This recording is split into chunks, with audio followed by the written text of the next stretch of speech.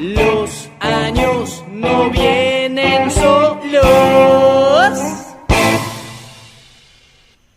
Bueno, hemos vuelto.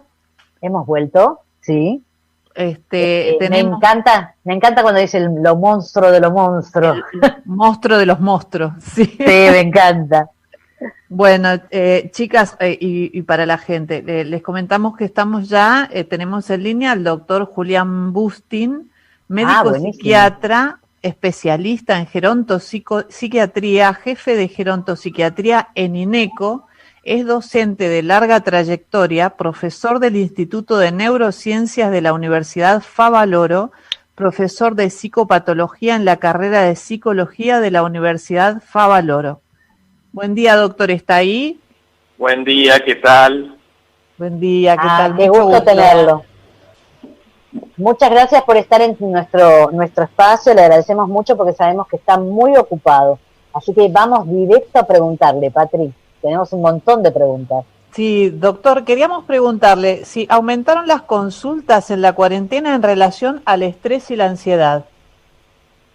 Yo no podría decir que aumentaron las consultas, digamos, sí que cada vez que la cuarentena se va posponiendo y se va haciendo más prolongada, hay más gente que se está sintiendo más ansiosa y más preocupada, y eso sí, en el último tiempo estamos viendo que hay más consultas. Pero en general no diría que a lo largo de la cuarentena, yo personalmente con las personas que trato he visto un aumento significativo del número de consultas. Es más, a la mayoría de las personas que trabajan en salud se le ha reducido el número de consultas en todo lo que no sea relacionado al COVID. Ajá. Y yo le quería preguntar, Sí. Le quería preguntar cómo afecta el estrés específicamente a nuestro cerebro. Bueno, lo primero que tenemos que entender es que el estrés es un mecanismo fisiológico que todos tenemos y que tiene un motivo en la evolución que está relacionado con cuando estamos ante situaciones de riesgo, nuestro cuerpo se tiene que preparar para defenderse, ya sea enfrentándose a lo que le está sucediendo o salir huyendo. Así que el primer concepto que hay que tener es que normalmente las situaciones de estrés, todos tenemos situaciones de estrés como algo normal que nos pasa en la vida. El problema es cuando ese estrés se vuelve crónico y estamos todo el tiempo sometidos a situaciones de estrés.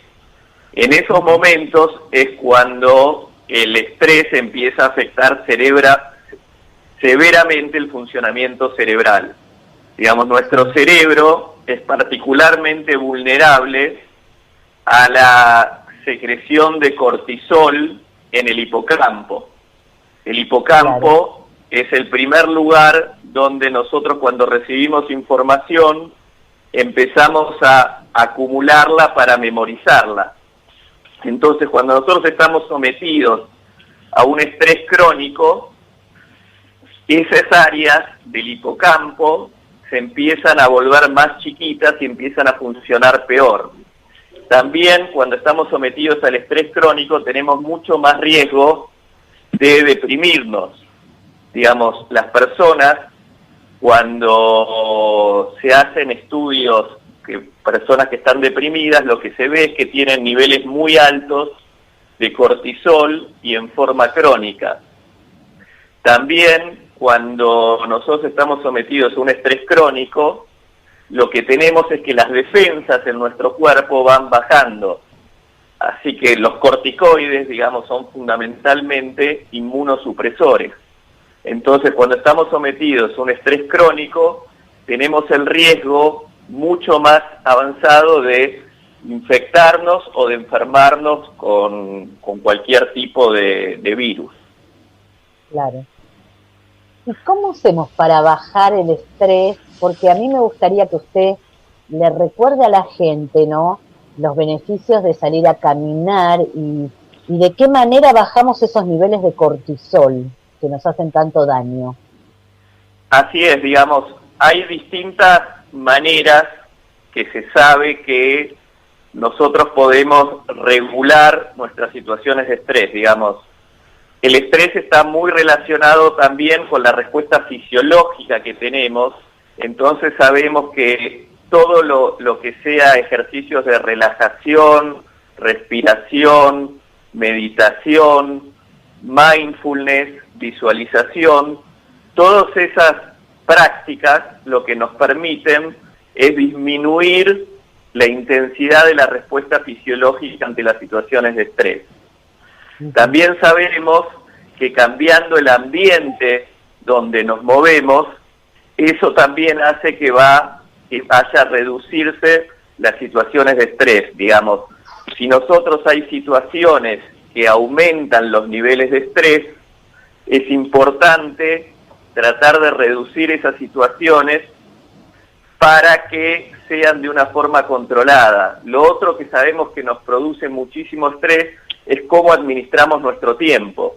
Entonces, si nosotros vemos forma de administrar nuestro tiempo de una mejor forma, vamos a poder disminuir también estas situaciones de estrés. También está la forma como pensamos las situaciones que nos pasan, y si nosotros podemos hacer una reestructuración cognitiva, es decir, evaluar bien cómo son nuestras formas en que pensamos las situaciones, eso también nos va a ayudar a disminuir las situaciones de estrés. Y por último, lo que vos bien decías vos, hay muchas cuestiones que tienen que ver con los hábitos, y sabemos que ciertos hábitos, como el ejercicio físico, como no fumar, como tomar simplemente alcohol, pero a niveles moderados, son todas cuestiones que ayudan a reducir el estrés de todos los días. ¿Y cuánto tendríamos que caminar para cuidar nuestro cerebro y reducir el estrés? Bien, las recomendaciones internacionales lo que dicen es que las personas mayores deben caminar 150 minutos por semana, es decir, como mínimo. Es decir, 30 minutos 5 veces por semana a una velocidad intermedia, es decir, no caminando muy rápido, pero tampoco caminando, frenando en cada vidriera o en los lugares donde vemos algo que nos interesa. También es muy importante 2 veces a la semana, por media hora, realizar ejercicios de elongación y de fortalecimiento muscular. Entonces, las recomendaciones de la Organización Mundial de la Salud para las personas mayores es realizar 150 minutos de caminata por semana y 2 veces por semana realizar elongación y fortalecimiento muscular. Claro. ¿Y cómo hacemos ahora, doctor, en la cuarentena, que Sí. las personas mayores son consideradas gente de riesgo y hay gente que está encerrada hace 100 días, 120, y ya está deprimida, ansiosa, estresada? ¿Qué hacemos? ¿Les decimos que salga a caminar o solamente Bien. por el balcón? Bien, dos cosas importantes. Una cuestión que me parece importante es de definir, digamos, que las personas mayores son personas en riesgo en esta situación y que no son personas de riesgo. Porque cuando hablamos de personas de riesgo, inmediatamente lo asociamos nosotros con personas que pueden transmitir peligro a otras personas. Y en realidad la situación es que las personas mayores, por todo lo que ya todos sabemos, son las personas que están más en riesgo en este tipo de situaciones. Entonces, el primer concepto fundamental, digamos, que me parece que tenemos que tener todos en claro, es que las personas mayores están en riesgo y por eso todos tenemos que hacer, y ellos mismos, todo lo posible para que estén lo más protegidos posible. Teniendo en cuenta esto, digamos, estar protegido, una forma de estar protegido es hacer todas estas cosas que estuvimos hablando para disminuir el estrés, porque el estrés también puede ser muy dañino para estas personas y ponerlas en riesgo por otro tipo de situaciones. Entonces, respondiendo a tu pregunta específicamente, a mí me parece que hay que poder hacer todo lo posible, digamos, uno puede caminar dentro de su casa o en el balcón, digamos, por más reducido que sea el espacio. Entonces, a mí me parece que hay que ser creativo en el sentido de buscar los lugares donde uno puede hacer esta caminata dentro de los lugares donde no está en contacto con otra gente. Por otro lado, digamos, si eso es imposible, que, digamos, se me ocurren muy pocas situaciones por las cuales pueda ser imposible porque una persona no pueda caminar 30 minutos dentro de su casa recorriendo los distintos lados, aunque sea alrededor de una mesa. Y los ejercicios de elongación y fortalecimiento muscular también se pueden realizar todos en el domicilio con instrumentos que uno saca del hogar para hacer fortalecimiento.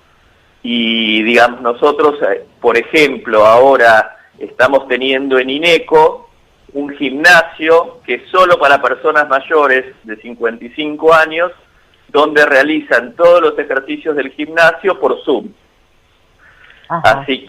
Así que, pero bueno, respondiendo a tu pregunta, digamos, a mí me parece que tomando todos los recaudos, es decir, saliendo, digamos, uno puede salir a caminar en horarios donde hay menos gente, poniéndose el barbijo, poniéndose el protector y manteniéndose a 2 metros de distancia de cualquier persona y no teniendo ningún contacto con las paredes y no tocando nada, yo no veo que haya mayor riesgo en realizar ese tipo de prácticas.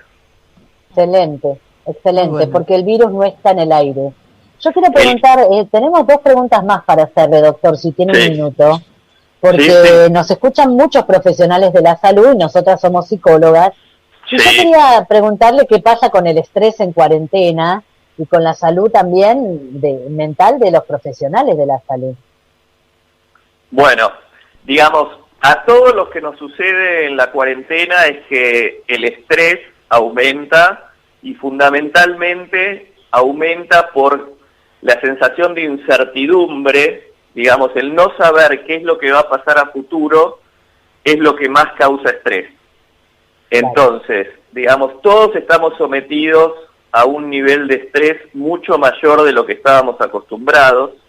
Todas las encuestas que se han hecho están demostrando eso, y lo que demuestran es que a medida que se va prolongando este aislamiento que se llama social o preventivo y obligatorio, que en realidad es un aislamiento físico preventivo y obligatorio, porque es importante remarcar también que este aislamiento es un aislamiento físico y no social, digamos, mientras más aislados socialmente estemos, peor van a ser los niveles de estrés y más van a aumentar los niveles de estrés y ansiedad.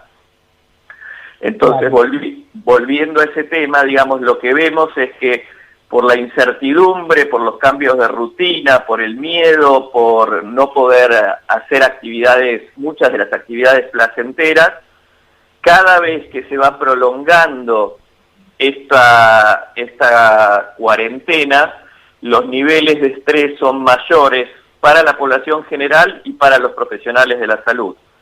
Los profesionales de la salud tienen, aparte, el estrés extra de que están en contacto permanentemente con personas que pueden estar contagiadas y después tienen que volver a su casa con el miedo de contagiar a toda su familia. Entonces, es muy importante, y los profesionales de la salud lo que están diciendo es que necesitan fundamentalmente sentirse respaldados por las autoridades, sentirse que son tenidos en cuenta, sentirse que tienen los elementos de protección necesarias y sentirse fundamentalmente escuchados en lo que está sucediendo. Claro. Bueno, y para finalizar, yo le quiero hacer una pregunta que me ronda en la cabeza, porque yo le pregunto, ¿usted cree que se puede ser argentino y no estar estresado? ¿No vivimos los argentinos años de estrés crónico? Con la política, con las discusiones, la grieta, ¿no? Las situaciones económicas.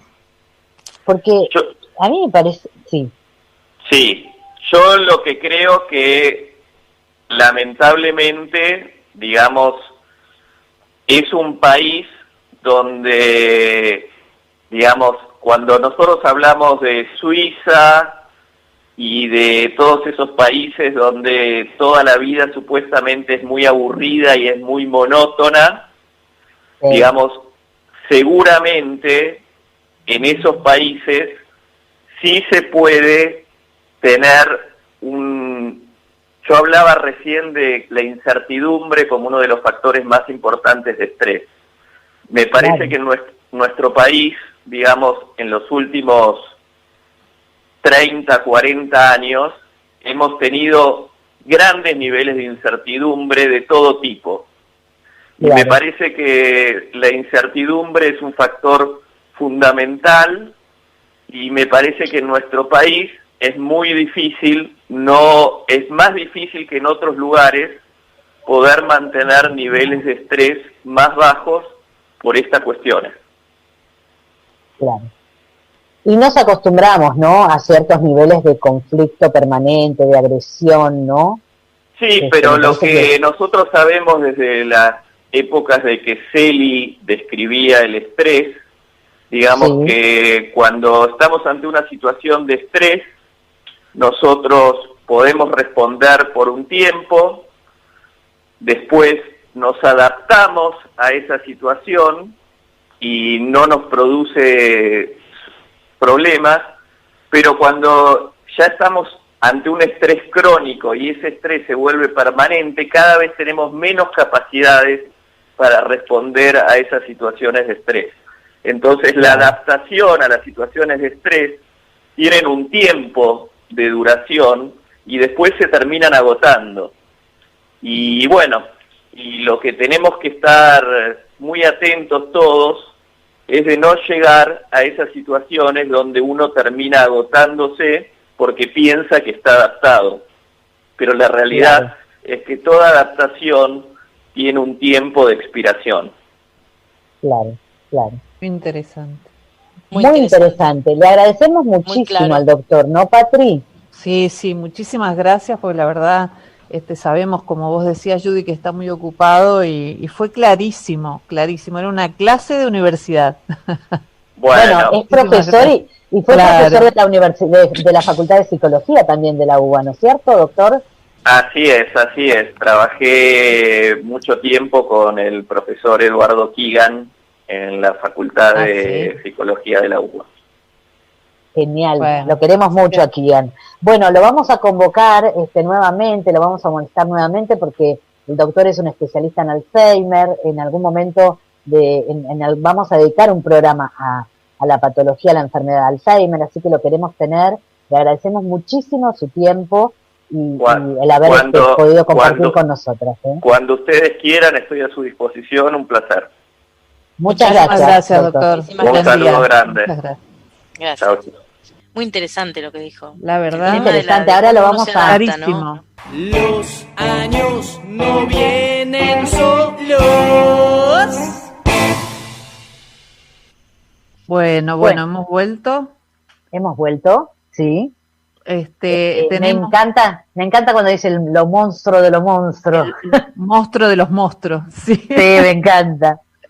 Bueno, chicas, y para la gente, les comentamos que estamos ya, tenemos en línea al doctor Julián Bustin, médico psiquiatra, especialista en gerontopsiquiatría, jefe de gerontopsiquiatría en INECO, es docente de larga trayectoria, profesor del Instituto de Neurociencias de la Universidad Favaloro, profesor de psicopatología en la carrera de psicología de la Universidad Favaloro. Buen día, doctor, ¿está ahí? Buen día, ¿qué tal? Buen día, ¿qué tal? Qué gusto tenerlo. Muchas gracias por estar en nuestro espacio, le agradecemos mucho porque sabemos que está muy ocupado. Así que vamos directo a preguntarle, Patri. Tenemos un montón de preguntas. Sí, doctor, queríamos preguntarle si aumentaron las consultas en la cuarentena en relación al estrés y la ansiedad. Yo no podría decir que aumentaron las consultas, digamos.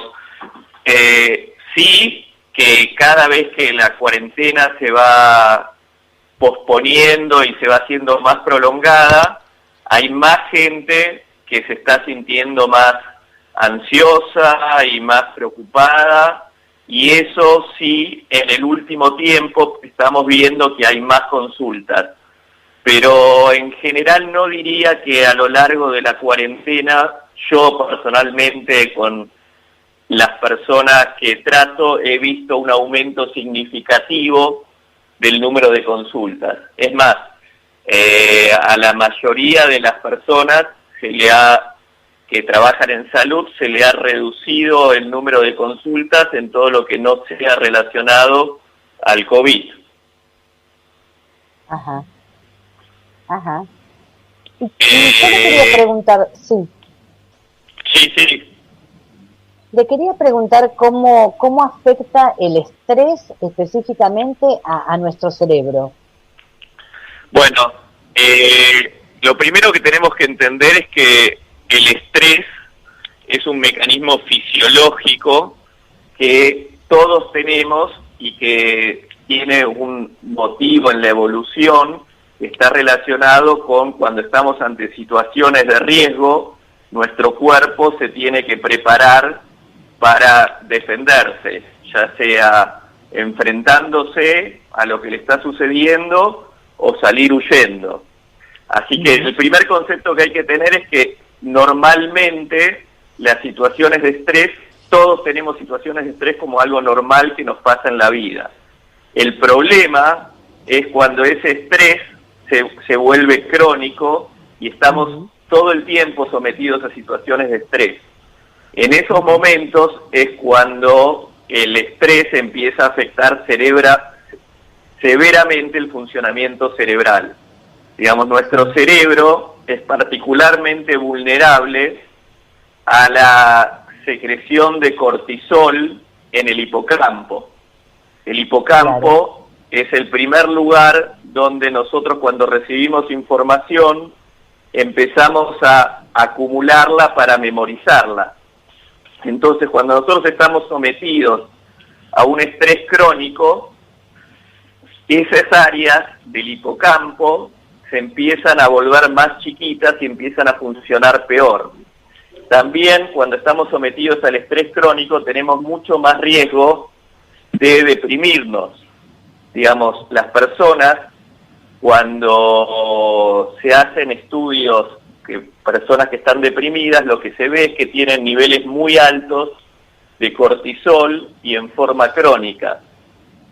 También cuando nosotros estamos sometidos a un estrés crónico, lo que tenemos es que las defensas en nuestro cuerpo van bajando. Así que los corticoides, digamos, son fundamentalmente inmunosupresores. Entonces, cuando estamos sometidos a un estrés crónico, tenemos el riesgo mucho más avanzado de infectarnos o de enfermarnos con cualquier tipo de virus. Claro. ¿Y cómo hacemos para bajar el estrés? Porque a mí me gustaría que usted le recuerde a la gente, ¿no?, los beneficios de salir a caminar y de qué manera bajamos esos niveles de cortisol que nos hacen tanto daño.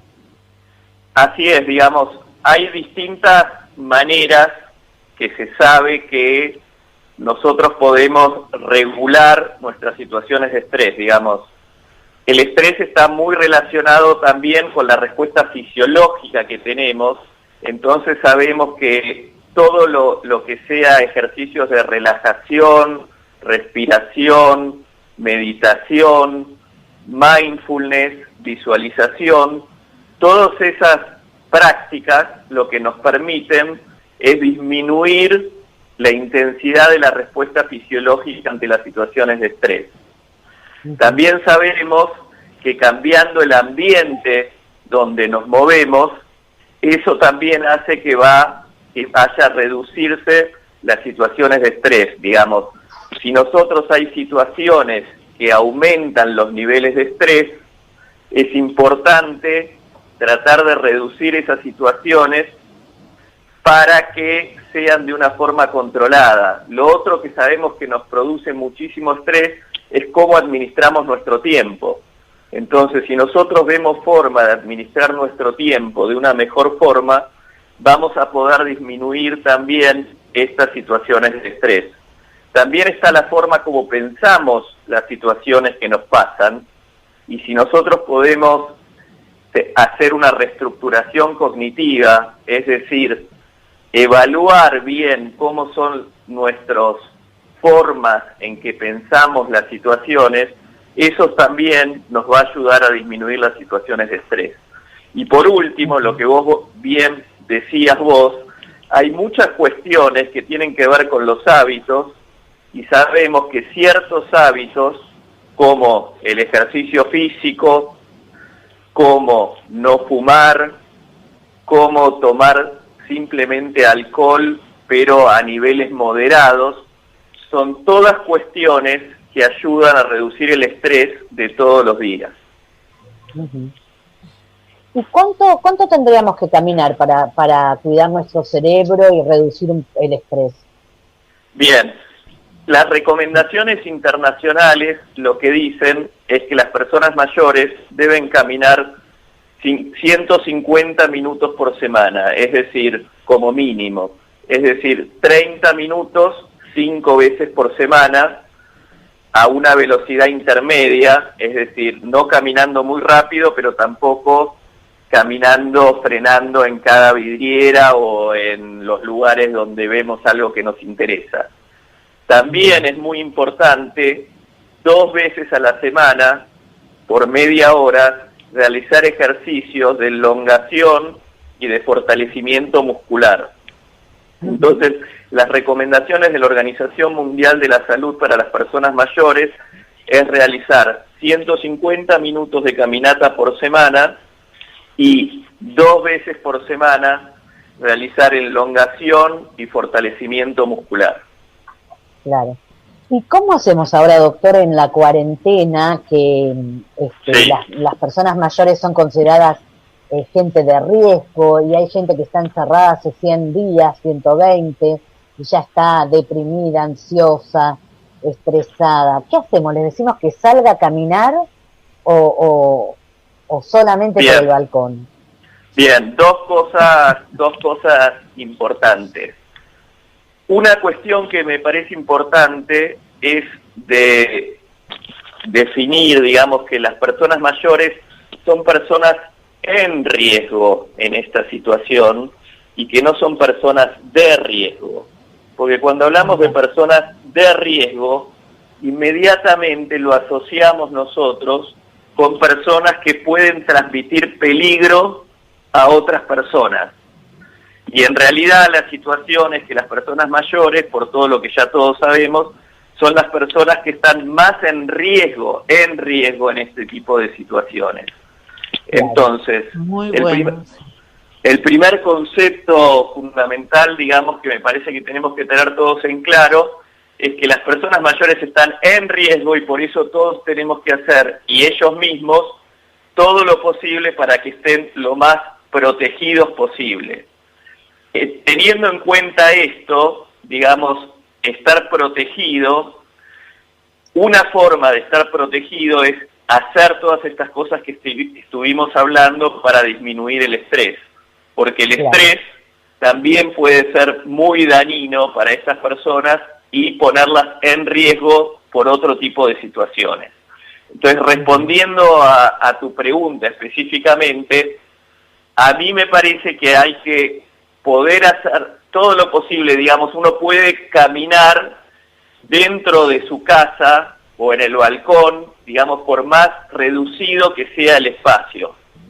Entonces, a mí me parece que hay que ser creativo en el sentido de buscar los lugares donde uno puede hacer esta caminata dentro de los lugares donde no está en contacto con otra gente. Por otro lado, digamos, si eso es imposible, que, digamos, se me ocurren muy pocas situaciones por las cuales pueda ser imposible porque una persona no pueda caminar 30 minutos dentro de su casa recorriendo los distintos lados, aunque sea alrededor de una mesa.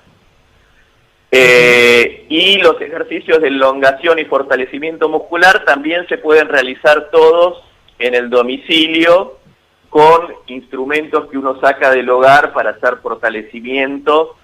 Y digamos, nosotros, por ejemplo, ahora estamos teniendo en INECO un gimnasio que es solo para personas mayores de 55 años, donde realizan todos los ejercicios del gimnasio por Zoom.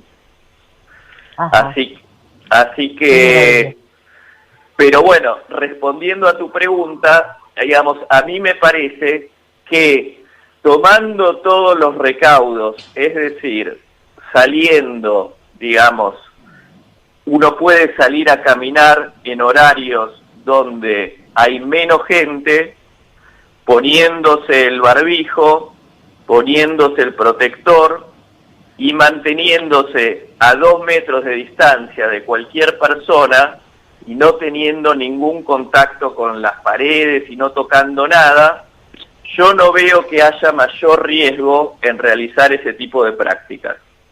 Excelente, excelente, Bueno. porque el virus no está en el aire. Yo quiero preguntar, tenemos 2 preguntas más para hacerle, doctor, si tiene un minuto, porque nos escuchan muchos profesionales de la salud y nosotras somos psicólogas. Y yo quería preguntarle qué pasa con el estrés en cuarentena y con la salud también mental de los profesionales de la salud.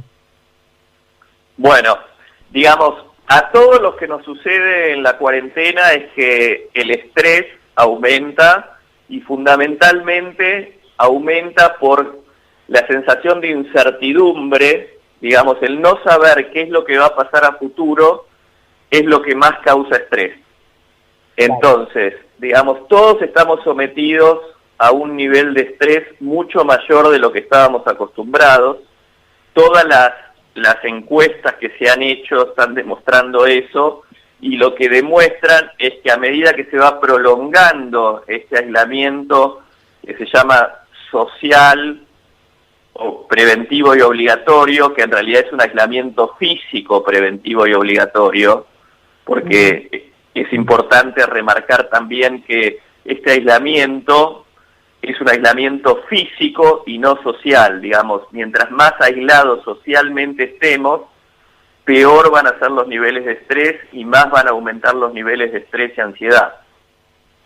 Entonces, volviendo a ese tema, digamos, lo que vemos es que por la incertidumbre, por los cambios de rutina, por el miedo, por no poder hacer muchas de las actividades placenteras, cada vez que se va prolongando esta cuarentena, los niveles de estrés son mayores para la población general y para los profesionales de la salud. Los profesionales de la salud tienen, aparte, el estrés extra de que están en contacto permanentemente con personas que pueden estar contagiadas y después tienen que volver a su casa con el miedo de contagiar a toda su familia. Entonces, es muy importante, y los profesionales de la salud lo que están diciendo es que necesitan fundamentalmente sentirse respaldados por las autoridades, sentirse que son tenidos en cuenta, sentirse que tienen los elementos de protección necesarias y sentirse fundamentalmente escuchados en lo que está sucediendo. Claro. Bueno, y para finalizar, yo le quiero hacer una pregunta que me ronda en la cabeza, porque yo le pregunto, ¿usted cree que se puede ser argentino y no estar estresado? ¿No vivimos los argentinos años de estrés crónico? con la política, con las discusiones, la grieta, ¿no? Las situaciones económicas. Porque a mí me parece, sí. Sí, yo lo que creo que lamentablemente, digamos, es un país donde, digamos, cuando nosotros hablamos de Suiza y de todos esos países donde toda la vida supuestamente es muy aburrida y es muy monótona, digamos, seguramente en esos países sí se puede tener yo hablaba recién de la incertidumbre como uno de los factores más importantes de estrés. Me parece que en nuestro país, digamos, en los últimos 30, 40 años, hemos tenido grandes niveles de incertidumbre de todo tipo. Y me parece que la incertidumbre es un factor fundamental y me parece que en nuestro país es muy difícil, es más difícil que en otros lugares poder mantener niveles de estrés más bajos por estas cuestiones. Claro. Y nos acostumbramos, ¿no?, a ciertos niveles de conflicto permanente, de agresión, ¿no?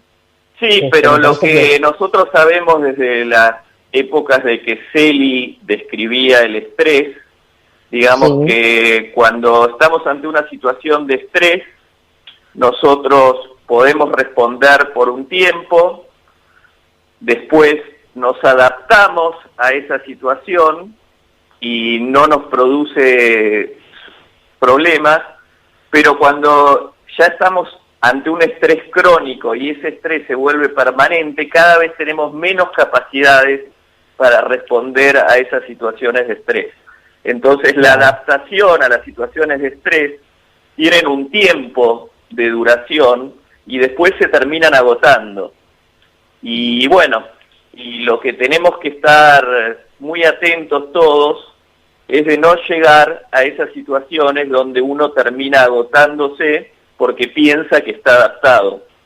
Pero la realidad es que toda adaptación tiene un tiempo de expiración. Claro. Muy interesante. Muy interesante. Le agradecemos muchísimo al doctor, ¿no, Patri? Sí, muchísimas gracias, porque la verdad sabemos, como vos decías, Judy, que está muy ocupado y fue clarísimo, era una clase de universidad. Bueno, es profesor y fue profesor de la universidad, de la Facultad de Psicología también de la UBA, ¿no es cierto, doctor?